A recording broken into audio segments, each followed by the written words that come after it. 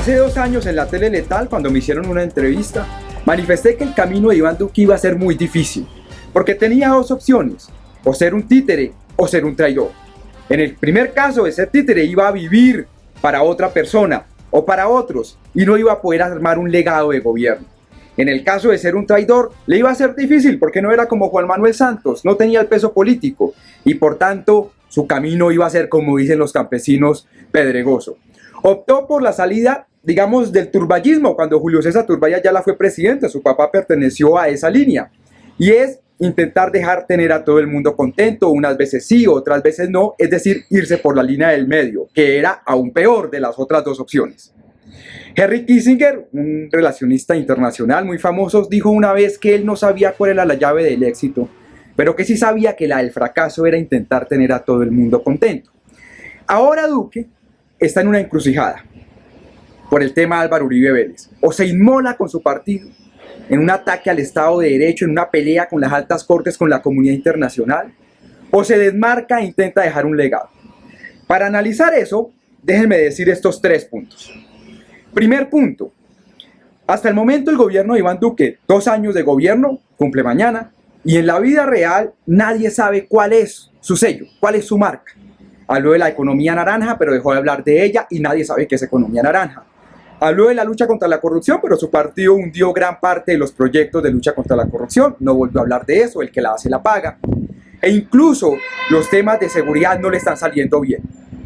Entonces no hay un sello, como en la seguridad de Uribe, como la paz de Santos. No hay un sello que identifique a Duque. Y eso se nota. La gente dice, falta horizonte.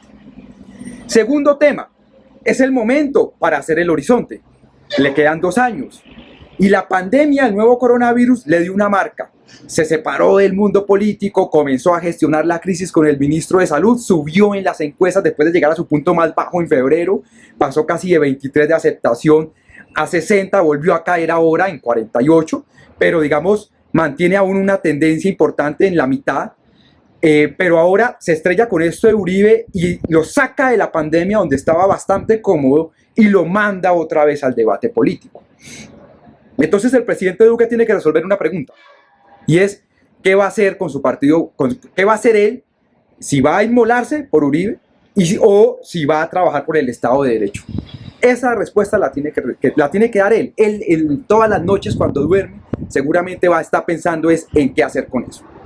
Lo otro es qué hacer con su partido político.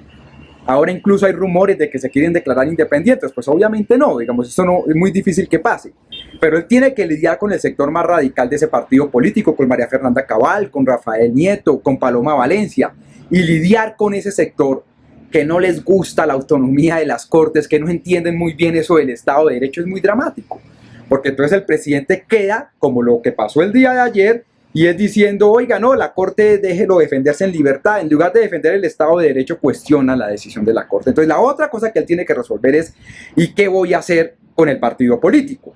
Y no es fácil tampoco, porque él no tiene capital político, él no ha armado capital político por fuera de su partido. Nadie se declara duquista y va a ser muy difícil. Pero el tercer tema es, ¿qué va a pasar en el Congreso de la República? Porque ahí es la definición de todo esto. Hay que aprobar una reforma laboral, hay que aprobar o una reforma a la justicia, o una reforma a la salud, o una reforma política, o si bien una reforma tributaria. Todo lo que se rumora que va a pasar, no sé si va a pasar, pero se rumora todo eso, o sea, grandes reformas. Y si él se inmola con este tema del partido político y con el tema de su partido de modificar las cortes y una asamblea constituyente o una reforma a la justicia profunda, pues su coalición de gobierno se le va a reventar y va a ser tortuoso estos 2 años que le quedan. La encrucijada de Duque.